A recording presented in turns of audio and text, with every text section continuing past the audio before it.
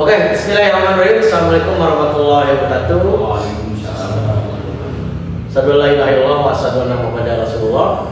Alhamdulillah kami berempat bisa berkumpul dan bersilaturahmi.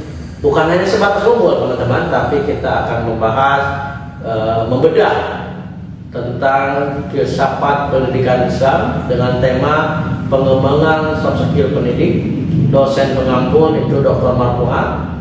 Kita akan bahas apa itu tentang soft skill pendidik. Sebelah kanan kita ada Kang Soleh. Assalamualaikum Kang Soleh. Waalaikumsalam.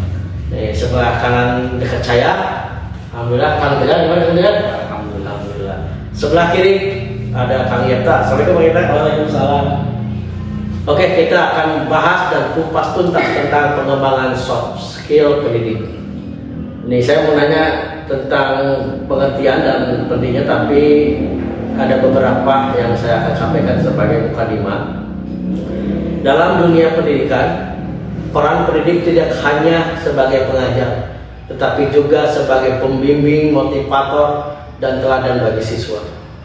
Pendidik harus menciptakan lingkungan belajar yang kondusif dan bisa mendukung perkembangan siswa secara holistik. Nih, saya mau nanya kepada Pak Soleh. Kang Soleh, apa sih pengertian soft skill itu, Kang Soleh? Ya, baik Pak Adi. Soft skill merupakan keunggulan personal seseorang yang terkait dengan hal-hal non teknis ya, termasuk diantaranya kemampuan berkomunikasi, kemudian bersosialisasi, dan kemampuan untuk mengendalikan diri sendiri. Secara perinci, nama Yulis menjelaskan hakikat dan komponen serta indikator soft skill.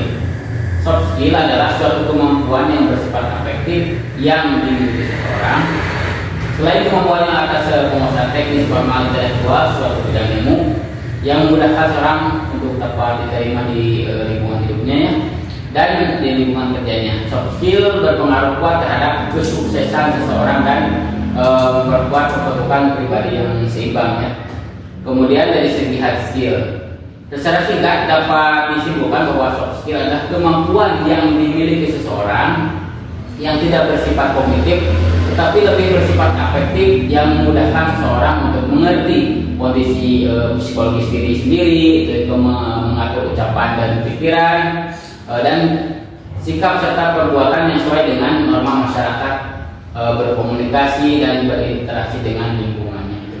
Oke, teman-teman, itu adalah salah satu pengertian tentang pengembangan soft skill pendidik. Namun di samping pengertian, kita juga teman-teman kita perlu paham seberapa penting kan soft skill bagi guru, apalagi di zaman milenial ini. Soft skill itu untuk pendidik itu sangat, atau untuk dunia pendidikan itu sangat penting ya. Oke. Pendidikan soft skill tentu menjadi kebutuhan urgent ya dalam dunia pendidikan. Pendidik seharusnya memberikan muatan-muatan pendidikan soft skill dengan proses pembelajarannya. Sayangnya tidak semua pendidik mampu memahami dan menerapkannya.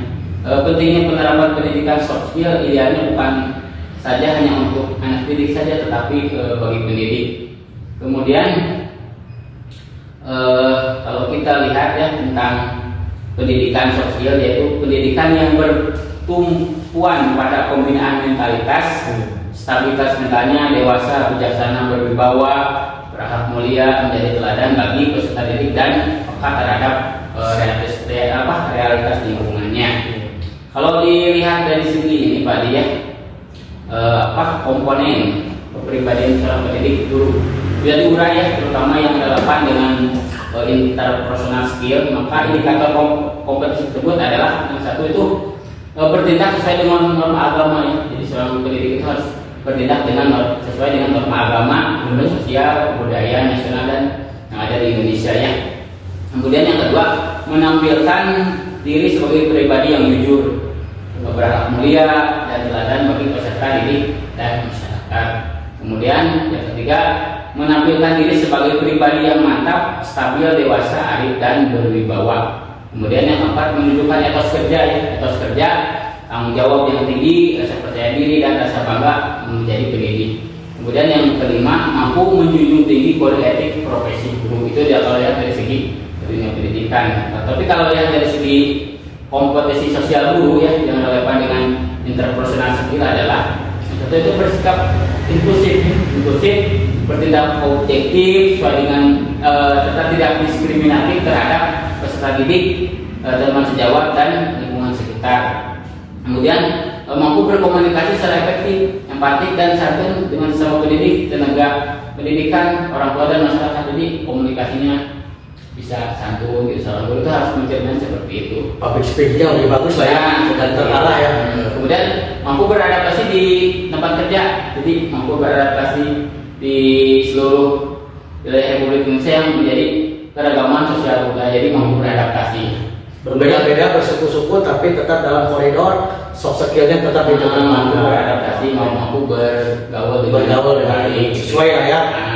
Kemudian yang terakhir ini mampu berkomunikasi dengan komunitas profesi sendiri dan profesi lain secara lisan ataupun tulisan atau bentuk lain. Jadi tetap seorang guru itu berkomunikasi di lingkungan masyarakat dengan profesi yang lain itu tetap harmonis. Jadi teman-teman, itu pentingnya tentang soft skill ya, tentang mendidik. Selain kita soft skillnya diasah dengan individu, tapi salah satu yang terbaik adalah bagaimana mengaplikasikan soft skill ini kepada siswa atau di masyarakat.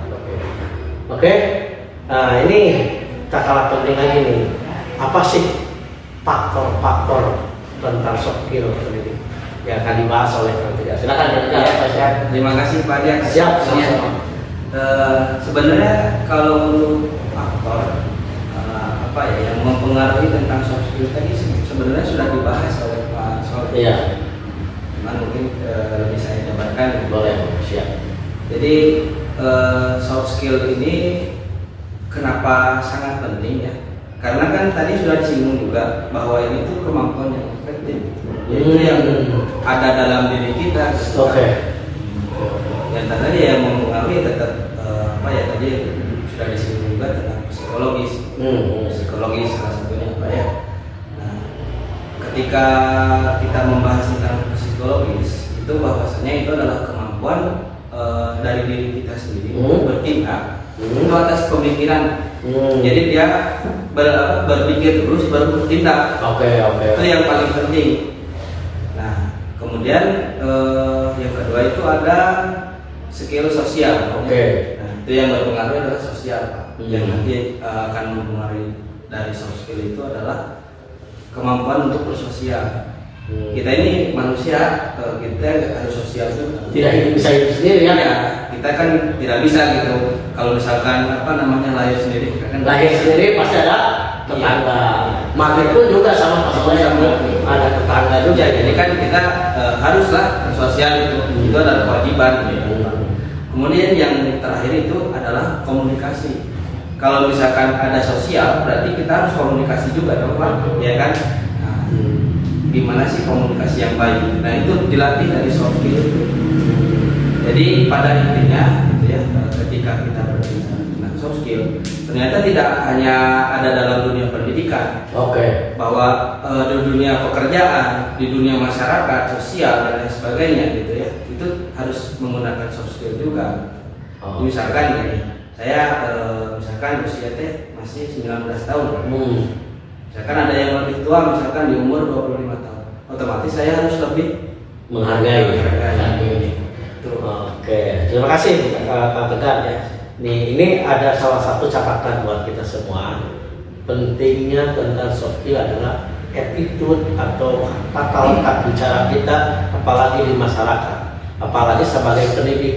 Apa yang kita ucapkan, apa yang kita utarakan akan dicontoh. Maka berhati-hatilah, jangan sampai kita sebagai penceramah, pendidik atau pendakwah tong kacaleton bisa dimakan. Nah itu tentang faktor-faktor teman-teman. Nah di samping faktor-faktor ini ada apa sih manfaatnya?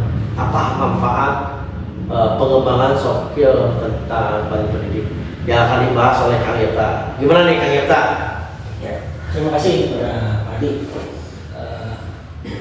Setelah kita memahami tentang bagaimana pengertian soft skill, terus faktor-faktor yang akan mendukung tentang soft skill, maka kita harus tahu bahwa manfaat soft skill bagi seorang pendidik itu sangat banyak sekali. Di antaranya bagaimana seorang pendidik itu atau seorang guru itu bisa memberikan arahan, dapat menjawab pertanyaan-pertanyaan siswa, dapat membuat suasana di kelas menjadi Hidup.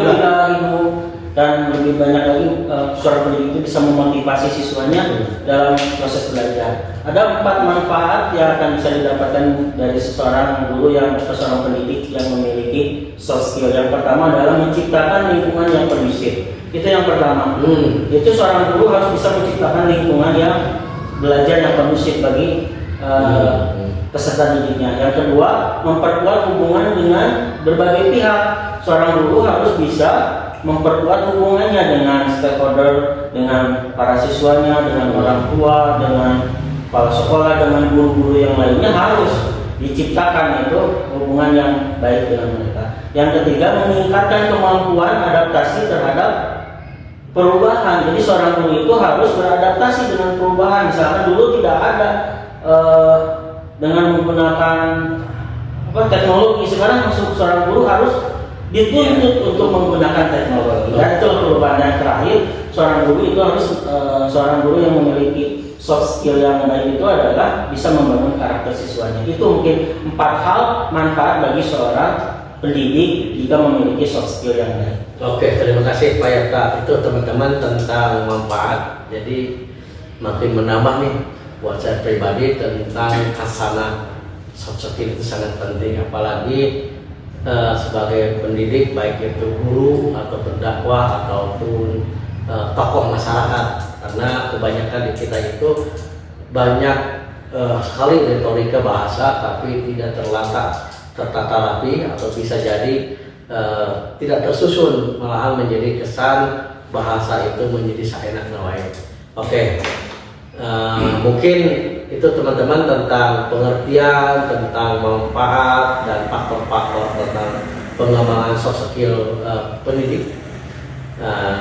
Mungkin bisa disimpulkan ya teman-teman ya, apa itu? Jadi soft skill itu merupakan elemen penting bagi yang mendukung profesionalisme pendidik dalam menciptakan pendidikan berkualitas. Mudah-mudahan dengan tadi kita penjelasan pemaparan tentang soft skill ini bisa menambah giroh kita, bisa lebih semangat lagi, dan yang penting adalah meningkatkan empati, komunikasi yang lebih bagus, ada punya jiwa atau leader yang lebih bagus.